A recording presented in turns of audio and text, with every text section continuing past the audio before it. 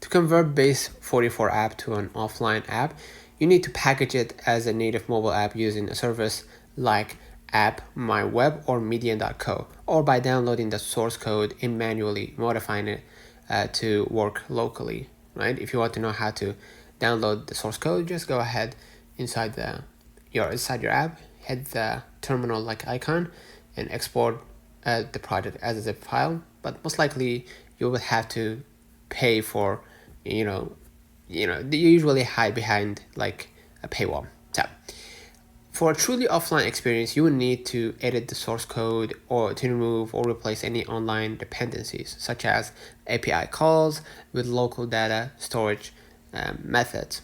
Okay, so once you go to the websites like app, my web, or median.co, just hit get started for free.